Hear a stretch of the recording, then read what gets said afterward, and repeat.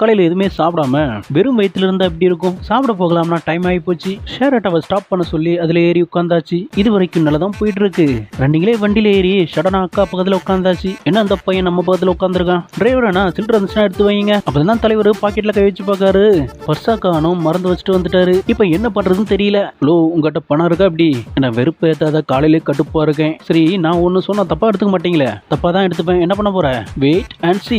கையில அந்த பணத்தையும் ஐடி கார்டையும் தூக்கிட்டு போயிட்டான். நான் டிரைவரை நான் வண்டியை பாட்டுக்கணா. சடனா ஆட்டோ விட்டு இறங்க கார்ல வந்த டாக்டர் அம்மா இந்த அக்காக்கு பரலோத்து டிக்கெட் கொடுக்க வேண்டி இருந்திருக்கும். நல்ல வேலையா சடனா பிரேக்க போட்டாங்க. ஃபர்ஸ்ட் நாளே ஹாஸ்பிட்டல் போறதுக்கு லேட் ஆகி போச்சு. இவங்களோட பாஸ் வேற யாரில் அந்த டாக்டர் அம்மா தான். முதல் நாளே வச்சு செஞ்சுட்டாங்க. அடுத்த நாள் மறுபடியும் காலையில போறதுக்கு முன்னாடி ப்ரே பண்ணிட்டு போறாங்க. இந்த வாட்டியாவது எனக்கு எந்த ஒரு பிரச்சனை வரக்கூடாதுன்னு சொல்லி முடியல. பணத்தை ஆட்டையை போட்டவன் பக்கத்துல நிக்கான். ஒரே என் பணத்தை கொடுத்துட்டு ஃபர்ஸ்ட். அம்மா அந்த BMW கார் ஒண்ணுதான். உன்னை பார்த்தா போய் சொல்ற மாதிரி தெரியல. நான் உன்னை நம்புறேன். எனக்கு டைம் ஆயிட்டு நான் கிளம்புறேன். உங்க ஐடி கார்டு டைமுக்கு வந்துட்ட. உன் ஐடி கார்டு எங்க? மறந்துட்டேன்.